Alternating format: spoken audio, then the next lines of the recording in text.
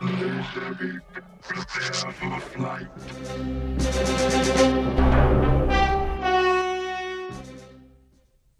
Hey everyone, Soundwave 84 here. In this review, we'll be looking at the Soundwave Spy Patrol. These are Micromasters, Ravage, and Laserbeak.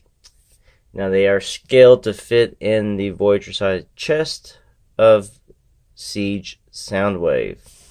First off, we have a Laserbeak, who is a mix of what he would look at the Buzzard and what he kind of looked like in the more the Meets the Eye cartoon. They had that kind of head. He looked more like a little small ship than a bird or anything, condor. But I do like that look there. That really does resemble that, and this sort of just resembles the actual condor mode. But Laserbeak, I would say, is actually the winner of this group. He's the better looking one, in my opinion. Articulation on Laserbeak, his head can go up. There's a hinge here, so you can sit, perched. And of course, your wings can go back and forth. And there's also a transformation. This piece here moves. There are no weapons on his back.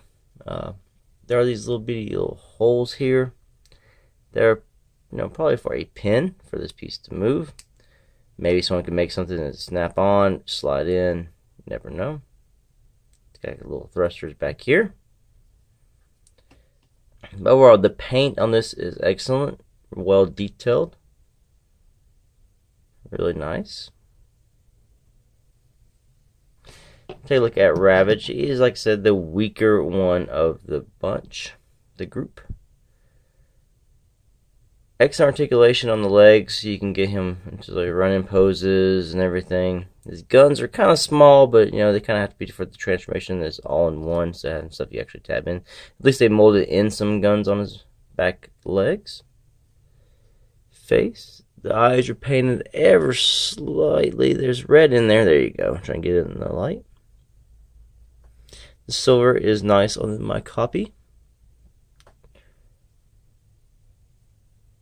A little bit of purple here.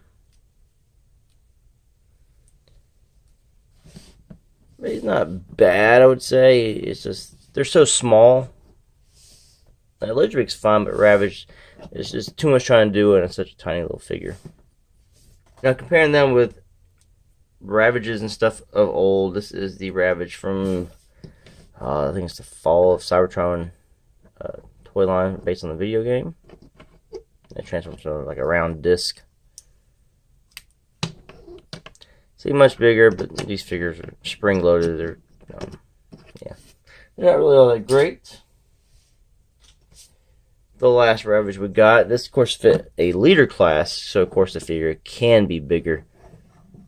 While he looked good in the head sculpt and everything, I just didn't really care for all the rest of the stuff on the back. Let's show that off. And of course the Laserbeak from that as well. Again, a lot bigger. And I still think the best Ravage we've got to date in a Chug or Generations toy scale, the one that came with Hound. Now the transform, we'll do Ravage first. He is, I'm saying, not the more complicated one, but a little more going on here. So we're going to fold these little legs up, bring these forward here, the front legs forward, fold these gray legs in. Then we want to rotate this around. Bring this head, fold it in to the body cavity. Take this part here, it's on this gray piece, it will swivel all the way around. Turn around this way, bring these in. There are no hinges, they just fold out. Same on the bottom here. So now this figure looks like this. Turn these. There are little bitty tabs you can see here and little slots here that this will get into. Now this locks it in. Then you just take his other legs and just fold them in. They'll click into place. And there you go. There is Ravage. Now on to Laserbeak. What we're going to do is take this piece here, fold it back, then hinge it again until it looks like this. Legs can go out.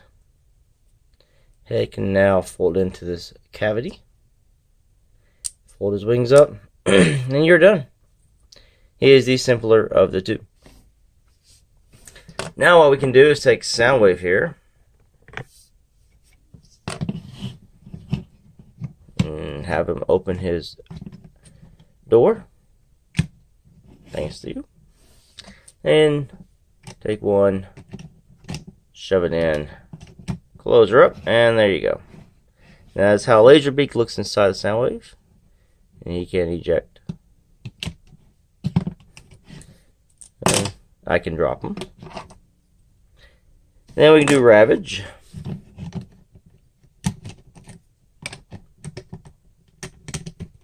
Which I think we can do Ravage.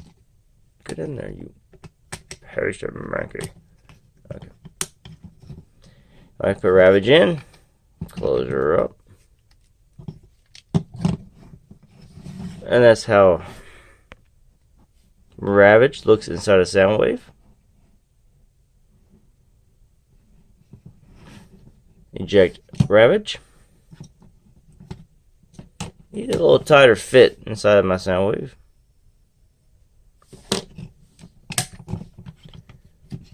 But excellent little play feature. I like how Soundwave has his finger molded, how he can eject his own cassette tapes. That's nice. Okay, so looking at Ravage with Soundwave, you get the scale here. There are these molded sections here on Soundwave, on his arm, that are made for LASERBEAK's feet. So you can then put LASERBEAK on Soundwave's arms. It's not like a tab, like it will actually snap in there, but there's molded bits, so it gives them a good leg rest. Just doesn't really want to see it, just kind of pops right back up. Final thoughts on these guys. LASERBEAK is excellent. Ravage is meh at best. He looks good, and he's just so tiny. I think just being this size kind of hinders them. But to get the playability of them being actual cassettes that fit in this Soundwave's door, some liberties. He had to be not liberties. So concessions had to be made, and this is what we got. It's not bad looking at all. Like I said, it looks good. He's kind of chunky here, but it's a good Ravage for the size. Like I said again, LASERBEAK is the clear winner of the two, and I can't wait to see him in a buzzsaw. And if you can't wait for that, you can always just buy another pack. If you're good with customization, you could buzzsaw this guy right here. Get some orange paint and just go to town. Otherwise, they're excellent little figures for the price and make a great addition to the Decepticons and to Soundwave. Anyway, thanks for watching. Till the next one, peace out.